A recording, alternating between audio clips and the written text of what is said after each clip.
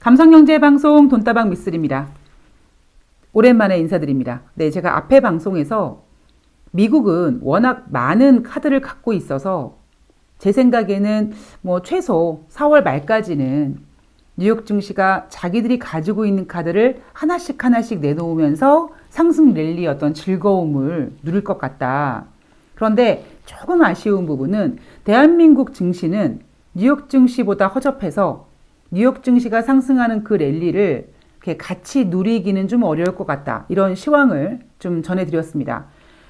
돈다방 미쓰리는 시장에서 호재만 가득해 보일 때, 그래서 집 팔아야 된다, 계속 갈 거다 라고 외치는 사람들이 많을 때, 혹은 주식시장에 악재만 가득해서 투자자분들이 패닉에 휩싸일 때 제가 나타나서 여러분 멘탈을 잡으십시오 하고 멘탈을 잡아드리는 감성경제방송이 돈다방 미쓰리잖아요.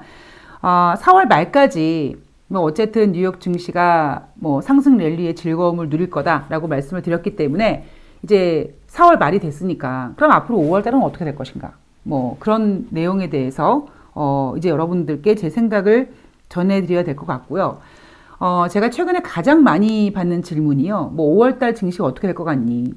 공매도 재개된다는데 가상화폐는 어떻게 하면 좋으니? 이런 질문을 많이 받습니다. 그런 이야기들은 하나씩 풀어갈 거고요. 오늘은요, 그동안 과연 미국이 어떠한 카드를 가지고 어떻게 상승 랠리를 누렸는지, 거기에 대한 내용을 한번 점검해 보도록 하겠습니다. 자, 오늘 4월 29일 대한민국 삼성전자가 실적 발표를 했습니다. 우리나라뿐만 아니라 미국도 지금 2021년 1분기 어닝 시즌이 진행되고 있고요. 이번 주, 그러니까 4월의 마지막 주가 거의 대형주들, 기술주들의 피크 시즌입니다. 우리나라 삼성전자 실적 발표 오늘 한 것처럼요. 그리고 5월 달에 접어들면 물론 다른 기업들의 실적이 계속 발표되겠지만 주식시장에서 그렇게 이렇게 집중할 만한 그런 대형 기술주, 그런 어떤 지수에 연관되어 있는 시장을 흔들 만한 어떤 기업들의 실적은 이제 거의 발표가 끝자락에 와 있다라고 보시면 될 것 같습니다. 자, 대다수 기업의 실적은 월가의 예상치를 윗돌았다고 합니다. 자, 그렇다면 미국이 사용했던 그 카드 첫 번째 어닝 시즌 굿이죠. 자, 그리고 두 번째 바로 경제지표입니다. 제가 여러분 3월 달에 방송을 자주 올리면서 여러분들 머릿속에 제가 계속 각인시켰던 부분이 뭐냐면, 여러분 2월 달에는요, 미국이 한파 때문에 경제지표가 나쁘게 나올 겁니다. 그래서 혹여 3월 달에 발표되는 2월 달 경제지표가 후지더라도 속상해하거나 슬퍼하지 마십시오. 왜? 당연한 거니까. 그래서 2월 달은 경제지표가 워낙 안 좋게 나왔는데 2월 달 관련된 경제지표가 3월 달에 발표가 됐고요. 그래서 그 어떤 즐거움을 누렸던 게 바로 3월 달 경제지표죠. 전문용어로 기저현상이라고 하죠. 2월 달 지표가 너무 안 좋으니까 3월 달 경제지표가 더 잘 나올 수밖에 없는 상황이었습니다. 이 시점에서 우리는 고민을 했어요. 그러면 이제 한파의 영향을 받았던 2월 달 경제지표가 이제 뒤로 물러나고 4월 달에 발표되는 3월 달 경제지표, 그럼 3월 달 경제지표와 4월 달 경제지표가 이렇게 오버랩이 됐을 때 4월 달 경제지표는 3월 달 경제지표보다 더 잘 나와야 되는데, 이 부분에 대해서 우리가 고민을 했습니다. 그런데 그 사이에 굉장히 어마어마한 핫 이슈가 있었죠. 그게 바로 뭐냐면 조 바이든표 경기부양책 1차 1조 9천억 달러 부양책이 아주 정확히 3월 11일 통과됩니다. 조 바이든 대통령은요, 펜 들고 있다가 원래는 3월 10일 금요일 날 사인하기로 했는데 하루 앞당겨서 3월 11일 날 사인을 합니다. 그리고 바로 미국 국민들 지갑에 현금이 착착착 꽂혔습니다. 미국 국민들은 소비를 했고요. 그래서 4월달 경제지표, 그러니까 3월달 경제지표, 4월달 경제지표도 나쁘지 않았죠. 자, 미국이 가지고 있는 카드. 첫 번째, 어닝 시즌 굿. 두 번째, 경제지표 굿. 그리고 세 번째 카드가 뭐냐면 바로 조 바이든 대통령의 부양책입니다. 앞서 말씀드렸듯이 3월 11일 1조 9천억 달러 부양책을 통과시킬 때 그 전쯤에 뭐 상원에서 통과되니 많이 이렇게 이슈가 있었을 때 제가 여러분들께 뭐라고 말씀드렸냐면 미쓰리 혹시 이거 1조 9천억 달러 부양책 이제 증시에서 재료로 이제 어떤 생명을 다하면 시장 떨어지는 거 아니야? 이런 고민을 하신다면 여러분 걱정하지 마세요. 조 바이든 대통령이 2조 달러의 인프라 투자 계획을 이제 발표한다. 바통을 호재 바통을 이렇게 이어받을 것이다. 라고 말씀을 드렸습니다. 자, 그런데 여기에는요, 굉장히 중요한 고려해야 될 점이 있는데요. 1조 9천억 달러 부양책에 필요했던 돈은요, 미국 국채를 겁나게 발행을 했습니다. 그래서 우리가 10년물 국채금리가 어쩌니 저쩌니 뭐 그랬을 때 혹시 인플레이션 우려되는 거 아니야? 막 그랬을 때 미국 국채금리가 이슈가 됐던 이유는 뭐냐면 미국이 재원 마련을 위해서 국채를 겁나게 발행했고 과연 그 국채가 얼만큼 수요와 공급이 잘 맞아가지고 잘 입찰되는지 이게 관건이었고요.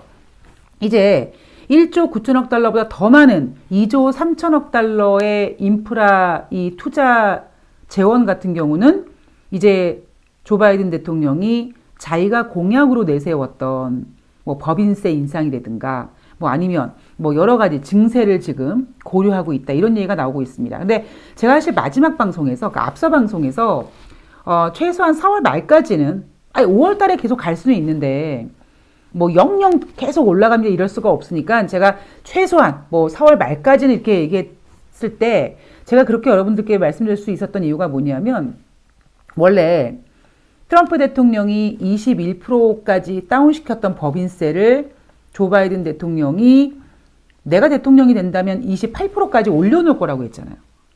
그래서 정말 조 바이든 대통령이 됐고 증세 이야기가 나왔습니다. 그런데 지금 나오는 얘기는 뭡니까? 28%까지는 어려울 것 같고 한 25% 정도의 절충? 이런 얘기가 나오고 있습니다. 제가 늘 말씀드리지만 돈은 인간이 만들었고 그 돈에 의미와 가치를 부여하는 것도 인간이잖아요. 마치 사자성어로 조삼모사처럼 조삼모사가 맞나요? 그러니까 이런 거죠. 21%에서 25%로 어차피 인상되는 건 맞잖아요. 그런데 우리는 4% 인상된다라는 거 이거에 대한 어떤 그 충격보다는 야, 28%까지 인상할 거라고 생각했는데 28%보다는 못하는 25% 정도 됐구나라는 것에 더 많은 안도감을 느낍니다. 참 인간은요, 예, 되게 똑똑하고 예, 뭐 교활하고 뭐 그러면서도 어떠한 부분에 구멍이 좀 있는 것 같아요. 어떤 부분에서 이렇게 좀 이런 예, 좀 허당인 그런 부분이 있는 것 같습니다. 자, 어쨌든 제가 법인세를 25% 정도 절충할 것이다라는 내용을 보고 얘네가 뉴욕 증시를 이렇게 하락시킬 생각이 없구나. 그냥 계속 그냥 상승을 이어가고 싶은 생각이 있나 보다라는 생각을 하고 제가 일단은 4월 말까지 미국은 상승 래리를 이어갈 거다라고 말씀을 드렸던 겁니다. 자, 2조 3천억 달러 인프라 이 재원은 이제 증세를 하겠다. 증세만 하겠습니까, 여러분? 계속 국채 발행합니다. 예, 어쩔 수가 없어요. 이게 필요해요. 자, 그리고 이제 4월 29일 오늘 조 바이든 대통령은 어찌 보면 3차 부양책이죠. 1조 800억 달러 미국 가족 계획을 발표합니다. 그리고 계약직 근로자의 최저임금을 인상해주는 행정명령에 서명을 합니다. 제가 여러분, 예전에 그 트럼프 대통령이 막 당선되고 재선도 될 거다라고 많은 의견이 있었을 때 미쓰리가 여러분 트럼프 대통령 재선 안 돼요 라고 얘기하면서 제가 결정적으로 안 될 거라고 생각을 굳히게 됐던 사건이 뭐였냐면 바로 제닛 옐런 그때 FOMC 의장을 연임시키지 않고 잘랐다 그랬을 때였거든요. 근데 제가 예전에 한번 이런 얘기 해드린 적이 있어요. 여러분 트럼프 대통령은 워낙 이렇게 돈 가지고 흔들면서 예, 쇼를 부려서 그게 꼴값을 떠는 것처럼 보여서 그렇지 조 바이든 대통령도 더하면 더했지 덜하지는 않을 것이다. 왜냐? 트럼프 대통령과 조 바이든은 어느 나라 대통령입니까? 예, 미국 대통령이거든요. 그래서 트럼프 대통령은 관세로 중국을 조질 생각을 했습니다만 지금 조 바이든 대통령은 좀 다른 방법을 구사하고 있고 또 하나는 지금 그 패권 전쟁, 그러니까 무역 분쟁이 펼쳐지고 그게 수습되려고 하는 차에 발생된 이 코로나19가 중국은 코로나19 때문에 피해가 덜했는데 상대적으로 지금 미국이 너무나 큰 타격을 받다 보니까 조 바이든 대통령은 다시 지금 미국을 재건해야 되죠. 그런데 어떤 마인드겠습니까? 똥줄 타는 거예요, 지금. 물론 미국이 굳건합니다. 그런데 중국은 코로나19 때문에 피해가 덜하다고 하는데 자기네들은 지금 중국을 견제하는 것도 힘들어 죽겠는데 미국을 지금 코로나19를 잡고 백신을 공급하고 경제를 회복시켜야 되고 이게 너무 발등에 불이 떨어져가지고 그거에 집중하면서 계속 뒤를 돌아다보면서 중국이 쫓아오는 것에 대해서 이렇게 느긋하게 아유 그래 아유 귀여운 것 어이 중국 열심히 쫓아와 이게 아니라 아유 저 새끼들 저거 막 쫓아오면 어떻게 하지? 금방 막 추격하면 어떡하지? 이렇게 초조한 게 지금 미국입니다. 그래서 지금 조 바이든 대통령이 펼치고 있는 이런 정책들을 보면 상당히 무섭고요. 예, 그래서 제가 야 정말 저 양반이 정말 트럼프 대통령보다 더하면 더했지 덜할 양반은 아니다. 뭐 이런 생각을 했고요. 이런 생각을 했고 뭐 그건 당연할 수밖에 없겠죠. 왜? 미국이 대통령이니까. 자, 다시 정리를 좀 하자면 어닝 시즌 굿, 경제지표 굿, 그다음에 부양책 굿, 그죠? 계속 부양책을 뭔가 김 빠지거나 시간이 오래 걸리면 어떻게 하지 이런 고민을 하지 못하게끔 계속 발표를 하면서 지금 중시를 받쳐 나가고 있습니다. 자, 그리고 백신 부심. 예, 저는 백신 부심이라고 얘기하고 싶은데요. 지금 미국은 가장 안정성이 높은, 그러니까 다른 백신보다 안정성이 높은 화이자, 모더나 백신을 미국 국민들에게 지금 접종하고 있고요. 그리고 제가 참 재밌었던 게 미국이 얼마 전에 올 가을경에 부스터샷을 사용할 거다. 예, 그러니까 부스터샷이라는 개념으로 백신 접종을 국민들에게 또 놓을 것이다. 이렇게 얘기하잖아요. 여러분, 부스터샷이요. 예를 들면 지구에서 달까지 우주선을 보낸다고 칩시다. 그럼 이 우주선에는요, 달까지 갈 수 있는 에너지, 동력을 가득 실었겠죠. 잘 가겠죠. 잘 갈 겁니다. 그런데 조금 더 잘 가게 하기 위해서 어느 정도 이렇게 됐을 때 추가 보조 동력을 더 추가로 해서 뿅 이렇게 그러니까 이렇게 가다가 중력의 법칙이든 뭐하든 물론 우주 공간은 중력이 없습니다만 이렇게 가다가 혹시 얘가 이렇게 가다가 속력이 좀 꺼이꺼이 하면 아 왜 이래? 그리고 보조 동력을 끼워서 이렇게 보내는 게 이게 부스터샷이잖아요. 제가 이게 왜 이 말씀을 드리냐면 제가 가끔씩 이 코로나19 백신에 대해서 얘기해 드리면서 작년 11월 달에 제가 만약에 독감 주사를 맞았어요. 그러면 올해 제가 만약에 10월 달에 독감 주사를 맞는다고 그 독감 주사를 부스터샷이라고 얘기하진 않잖아요. 자, 냉정하게 제가 앞에서도 한번 말씀드렸지만 지금 코로나19 백신은요. 화이자, 모더나, 아스트라제네카, 얀센, 기타 등등 모든 백신이 어느 정도 효과가 있다라는 거는 확인이 됐습니다. 증명이 됐어요. 근데 문제는 뭐냐면 코로나19 확산이 너무 이제 심각하다 보니까 어떤 백신이 개발될 때 필요한 그 모든 기간과 이런 시간들을 기다리지 못하다 보니까 전 인류가 지금 코로나19 백신 임상 실험자라고 말씀드렸잖아요. 그러니까 이상 반응 나타나고 거기에 대한 내용이 계속 나오지만 각 정부에서 뭐라고 합니까? 이상 반응은 나오지만 그래도 효과가 있으니까 안 맞는 것보단 낫다라고 백신을 권장하고 있습니다. 이건 어쩔 수 없는 상황이고요. 그러니까 지금 우리가 맞는 백신은 결국 어떤 부작용이 있지에 대한 검증이 안 된 상태에서 전 인류가 임상실험자가 돼서 백신을 맞아가고 있는 거고요. 또 하나 지금 확인되지 않은 게 뭐냐면 코로나19 백신의 효력의 유효기간입니다. 근데 미국에서 올 가을쯤에 부스터샷으로 한 방 더 놔주겠다. 이게 과연 부스터 샷이냐? 아니면 시즌을 한번 끝낸 이제 끝내고 또 다시 시작되는 거냐? 뭐 어쨌든 이런 우리가 이제 얘기를 하는데 지금 미국으로서는 그 누구도 지금 코로나19의 백신의 어떤 그 효력 기간을 밝히지 못하고 있거든요. 그래서 미국으로서는 뭔가 자신감을 보여주기 위해서 우리 미국 국민들 백신 맞았거든? 혹시나 해서 잘 달에 이렇게 아주 쉽게 안착하기 위해서 가을쯤에 부스터샷 한번 쏠 거야. 이렇게 얘기하고 있습니다.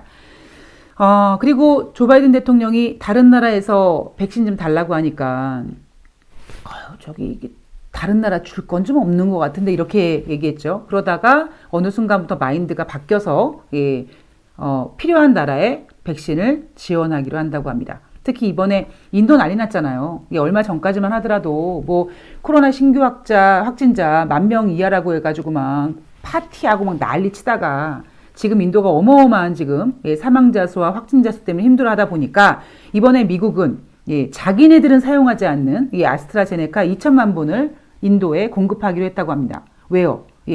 자기네가 안 준다고 딱 선을 그어버리면 그 틈을 노리고 중국이 메이원티 알았어 우리 백신 줄게 뭐 안 되면 우리가 뭐 러시아 백신이라도 사서 줄게 이렇게 자기네들이 점령해 놓은 어떤 그런 영역을 중국이 계속 그런 식으로 뺏어갈까봐 미국이 생각을 바꿔서 코로나 백신을 나눠주기로 합니다.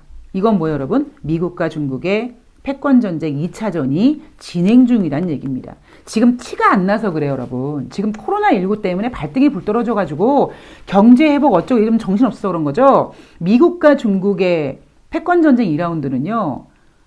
이거라니까요. 그러니까 하늘에 태양이 어떻게 두 개가 될 수 있습니까? 이거거든요. 그래서 만약에 그러니까 제가 하반기도 코로나19가 잡히지 않아도 걱정이고요. 사실 잡혀도 걱정입니다. 왜? 잡히면 미국은 바로 중국을 공격 모드로 바꿔버릴 겁니다. 그리고 그런 내용들은 물론 뭐 관세를 부과한다든가 뭐 그런 건 아니지만 어쨌든 그런 그 패권 전쟁의 판이 펼쳐지면 주식시장은 또 골치가 아파지겠죠. 자, 거기다가 또 미국은 여행 금지 국가를 확대하죠. 150개국 이상으로 확대합니다. 뭐 인도라든가 일본이 지금 난리 났으니까 미국은 정말 예전에 트럼프 대통령이 얘기했던 것처럼 아이폰 강화 유리로 미국을 이렇게 감싸는 것처럼 여행 금지시키고 미국 국민들한테 백신 주사 막 놔주고 이렇게 자국의 이익을 자국 국민들을 보호하기 위해서 노력하는 모습이 보이고 있습니다. 그리고 이런 모든 모습은 중국과 패권 전쟁을 하기 위한 준비 과정이라고 보시면 될 것 같고요. 자, 여기에다가 마지막 그 카드 바로 연준입니다. 자, 연준이 이번에 FOMC 4월달 회의가 끝났죠. 지난번에 제롬 파월 연준 의장이 올해 금리 인상하지 않겠다라고 아예 선전포고했습니다. 그런데 이번에 4월달 FOMC 결과를 보면은요, 자산 매입 축소 말할 때 아니다라고 얘기합니다. 경제 활동이라든가 고용은 좋아지고 있는데, 그리고 좋아지고 있고, 조 바이든 대통령이 경기 부양책 막 써서 인플레이션 우려가 인플레이션이 일시적으로 나타날 수 있지만, 이거는 걱정할 게 아니라 그냥 기저현상. 그러니까 너무 지난번에 안 좋았으니까 상대적으로 좋았던 거. 그리고 어찌 보면은 뭐 병목현상이라고 표현을 하는데요. 제롬 파월 연준 의장이 이렇게 얘기한다는 얘기는요. 조만간 미국의 국채금리가 다시 출렁거릴 가능성이 있다는 얘기입니다. 금리 인상을 위한 연준 목표의 시간이 걸릴 것이다 라고 얘기하면서 자산 축소할 때가 아니다라고 얘기했죠. 그런데 여기에는요. 뭐가 있냐면 제롬 파월 연준 의장이 이번에 한 얘기 중에서 일부 자산에 거품이 있다라고 얘기했습니다. 일부 자산이 뭘까요? 바로 디지털 화폐입니다. 제가 오늘 이제 방송 시간이 거의 다 돼서 다음 방송에서 좀 더 자세히 얘기를 해드리려고 하는데요. 여러분 지금 디지털 화폐 전쟁이 펼쳐지고 있다고 하죠. 중국은 지난번 춘절 때 중국 국민들에게 디지털 화폐 나눴단 말이에요. 그런데 미국은 아직까지 그러니까 달러를 기반으로 한 디지털 화폐가 지금 만들어지는 중이거든요. 그래서 미국은 좀 시간이 필요합니다. 그러니까 제가 알기로는 한 2년 정도 시간이 필요해요. 그런데 지금 그 사이를 중국이 계속 선점하기 위해서 이번에 5월 5일 날 쇼핑 축제를 맞이해서 중국은 작년에는 상하이 그리고 올해는요 수저우시까지 참여해서 디지털 화폐, 그러니까 디지털 위안화를 나눠주고 소비를 촉진하는 행사를 한다고 합니다. 그런데 제롬 파월 연준 의장이 이렇게 얘기하죠. 디지털 화폐는 속도보다는 제대로 하는 게 중요하다. 여러분 요즘에 비트코인 가격 지랄 연병하고 있지 않습니까? 왜일까요? 예, 미국이 방해하고 있는 거예요. 미국은 뭐 디지털 화폐, 뭐 가상화폐 이런 얘기에 좀 굉장히 민감합니다. 그래서 그거를 제어하기 위해서 제닛 옐런 재무장관도 재무장관으로 임명되자마자 우리는 약달러를 용인하지 않겠다라고 얘기했고요. 그리고 지금 미국의 디지털 화폐는 열심히 지금 만들고 있는 중이고 그래서 그 사이를 지금 계속 중국이 치고 나오니까 미국이 할 수 있는 건 뭐냐면 가상화폐에 대한 불안전성을 계속 보일 수밖에 없는 겁니다. 그리고 그런 어떤 그 분위기는 비트코인이라든가 다른 가상화폐의 변동성으로 나타나고 있습니다. 자, 증세에 대해서는 뭐 법인세 인상 28%였는데 25%까지 뭐 절충한다고 했고 또 자본이득세, 연소득 100만 달러 이상 소득세, 뭐 현행 20%인데 39.6%까지 인상하겠다라고 했는데 이것도 지금 나오는 얘기는 그만큼 못할 거다라는 얘기가 나오는 겁니다. 자, 오늘 좀 시간이 좀 많이 넘어갔는데요. 빨리 정리하고 제가 다음 방송에서 추가적으로 얘기해 드리겠습니다. 자, 미국은 제가 지금 말씀드렸던 것처럼 어닝 시즌, 경제 지표, 경기 부양책, 제롬 파월이 얘기했던 것처럼 금리 인상 안 하겠다, 자산 축소 안 하겠다라고 얘기를 했습니다. 그리고 시장이 우려가 될 수 있을 만한 증세도 절충안을 내놓으면서 뉴욕 증시는 이런 카드들을 내놓고 충분히 즐거움을 누렸습니다. 자, 대신에 디지털 화폐에 대해서는 제가 조금 전에 얘기 드렸고요. 5월 달에 이제 많은 부분이 뭐 공매도 이야기 막 하시는데요. 그 이야기, 공매도에 대한 관련된 이야기, 그리고 5월 증시에 대한 생각에 대해서는 제가 또 다음 방송에서 얘기를 해드리도록 하겠습니다. 팟빵에서 방송할 때는 그냥 뭐 한 30분, 40분 막 그냥 편하게 얘기했는데 유튜브 방송을 하니까 이게 뭐 15분 내지는 20분 내에 막 맞춰야 된다는 이 약간 강박관념 때문에 좀 어렵네요. 오늘 방송 잘 보셨으면 좋아요 눌러주시고요. 그럼 다음 방송에서 뵙도록 하겠습니다. 고맙습니다.